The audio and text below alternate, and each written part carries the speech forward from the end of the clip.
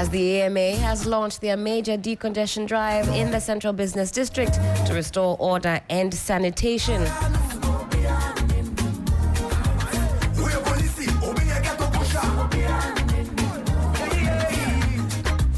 And especially at a time like this, where we know we are in the rainy season, and the devastation and havoc that the rains cause, especially in decongested areas.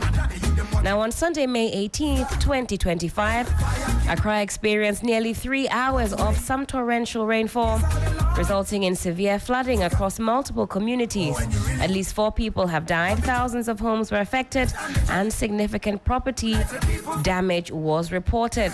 Now, the flooding has been attributed to poor drainage, unregulated construction on waterways, and inadequate enforcement of building regulations. Let's connect now with Mr. Samuel Aboagye. He's the Deputy Director General, Protocol and Relief with NADMO. Mr. Aboagye, hello, good morning. Good morning, how are you? I'm doing well. How are you this morning? Very well, thanks. Thank you so much for joining us on the program. We're turning our attention to the flooding that happened over the weekend, specifically Sunday and into Monday, as that rainfall engulfed parts of the capital and beyond. We want to find out what immediate relief efforts has NADMO undertaken for families affected by the flooding. Right. So we have the operations team out there still rescuing and trying to evacuate. Still assessing the situation, and whilst doing the assessment, they are trying to register victims to give us as an organization who deserves what and who deserves what. So they are still assessing the situation and registering the victims. According to reports, we are told that 4 persons lost their lives. Can you confirm that?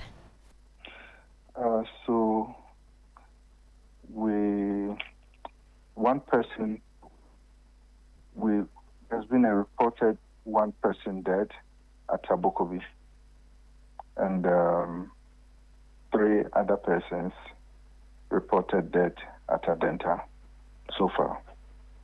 Okay. And this is information that you are yet to verify, or is this verified? Well, based on the reports that we have. All right. Now, how quickly were NADMO teams able to respond to distress calls, and what challenges did they face during relief operations, if any? Well, so NADMO works with certain organizations, the Ghana Meteorological Agency.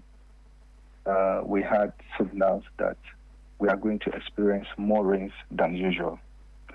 So we invited all our regional directors to get us prepared for this. And with the help of Ghana Hydrological Service, we also knew or identified areas that are flood-prone areas. So NADMO as an organization, we were ready for this. We identified areas that are likely to be flooded, and we started doing the education using our platforms, various social media platforms.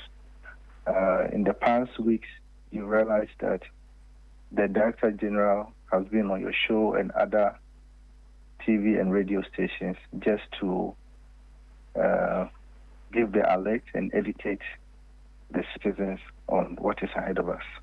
So NADMO has been doing our best to get the people ready, and also as an organization, get our internal, get our people ready for what is ahead of us. So in the last 48 hours, we've received a lot of calls. Out of the 16 regions, I think most of the calls came from Central, Ashanti region, and Greater Accra. But it's like everybody is talking about the disaster in Accra. We've we've tried to educate as much as we can, and NADMO as an organization, we are doing our best with our partner agencies. Right. Now, are you able to put a number to persons who have been displaced by the rains? And can you provide an update on their current status? What is the support being provided to such persons? Currently, we have over 3,000 residents that are displaced. When this happens, NADMO as an organization, we identify safe havens. And in collaboration with our partner agents, we try to coordinate residents to these safe havens. As I told you, the operations team is out there doing assessments. So after assessment, we'll be able to conclude on who is deserved this amount of relief items. Okay, so once the safe havens have been identified, then you can begin to, allocate such persons to the various safe havens? Right. Okay. Are there ones that are currently identified, let's say safe havens that are staples, so they're always available in case of such emergencies? And how many do we have? Mostly we use schools that are not in use, churches, town halls, those big and large areas that can accommodate a lot of people. So mostly that's what we use within the community. But I think the Director General is trying to introduce an initiative which I won't jump the gun, but I know with the appropriate time, he's going to address some of these things. We are trying to introduce a prefab structures that if such incidents happened, we can, within the matter of 24 hours, set up some prefab structures to affected victims. But I know with time, the Director General will speak into details on some of these things. Right. Now, we know that construction on waterways, poor drainage systems in the capital and beyond are major contributors to these recurring floods. What concrete steps is NADMO taking in collaboration with other agencies to address these root causes? So, NADMO is working with the district assemblies. Most of the times, we see structures on waterways, and the funny thing is that some of these structures have permits. So you ask yourself, who issued this permit for builders to build in waterways? So we are working hand in hand with the district assemblies. Structures that needs to be demolished is going to be demolished, because if we don't, it's going to cause a lot of harm and distractions in our various communities. What role does NADMO play in enforcing demolition of unauthorized structures on waterways, if that's a role that you are able to play at all? We only recommend to the district assembly. NADMO doesn't have the authority or powers to demolish. Right. So we only identify and recommend to the district assembly for demolition. I'm sure then that NADMO is working with local authorities to ensure stricter enforcement then of building regulations to prevent this annual canker. Right. Okay, I also want to talk about early warning. I think you touched on that at the beginning of the conversation, that you embarked on a drive to sensitize the populace, as it were. And this is, you say, via social media and also traditional media. What was the public's response? And has that been a complicated exercise, getting the message out? I think we need to intensify our public education and disaster awareness campaign, because let's not forget, we are not even in the peak season yet. The peak season will be around June, July. These are early days yet. So we need to intensify our public education and disaster awareness campaign so that individuals that throw refuse or rubbish in gutters will desist from that. Because most of the time, even before it rains, our gutters are already full. And definitely this will cause flood. So, and building waterways, and we need to intensify public education on some of these things. Because there are people that doesn't even know, as a result of their actions, when it rains, that it can cause flood.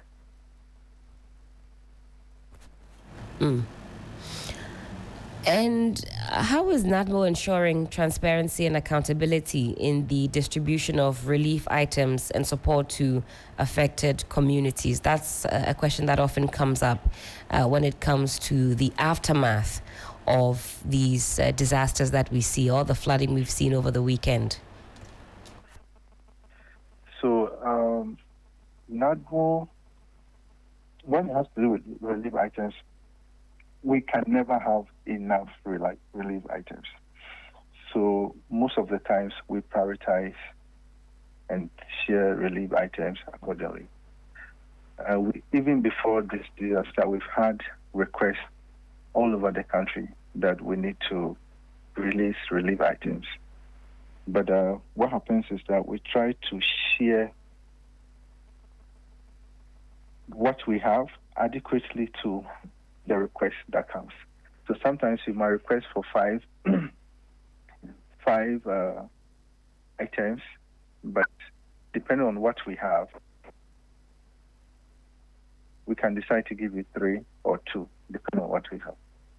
So most of the times, the public do complain. We'll beg them to bear with us when it has to do with the relief items. Now, as you say, we're not even at the peak. We've only just really entered the rainy season. How prepared then is NADMO for when things really escalate? So, as I said earlier on, with the help of Ghana Meteorological Agency, we knew what is ahead of us. And with the hydrological service, we've been able to identify areas that are likely to be flooded. So about 2 months ago, the Director General called all the regional directors, and we did our internal assessment and preparations towards this. We've embarked on public education, public awareness, training our staff, so that when some of these things happen, they can be abreast and know what to do. Resource-wise, as I said, we are managing what we have. So when it has to do with relief items, NADMO is trying our best to support as much as we can. So I can say in all, NADMO, we are getting ourselves ready, and we are really ready for the task ahead of us. And also, how can the public contribute then to flood prevention efforts in their communities, in all of our communities? How do we support NADMO in this task ahead? Well, we should stop throwing rubbish into the gutters. We should stop building in waterways. And also, I think these are basically some of the things the public can help NADMO when it has to do with flood or disaster. Mr. Aboagye, thank you so much for your time this morning and for answering our questions. Thank you so much. It's a pleasure to have me. Certainly. Again, that was Mr. Samuel Aboagye. He's the Deputy Director General Protocol and Relief with NADMO there. Giving us some insight into the task ahead. And he says there's a lot that's going to be happening. There's some public sensitization, which NADMO is embarking on to make sure that we are staying safe before the rainy season actually reaches its peak. And as we're talking about the decongestion exercise, Mr. Abuaji says it's all tied together. We need to decongest, also stop throwing our rubbish in the gutters to make way for water to flow and flow easily. Time check, it is some 28 minutes to the top of the 9 a.m. and this is still 3FM Sunrise on 3FM 92.7. 3FM Sunrise.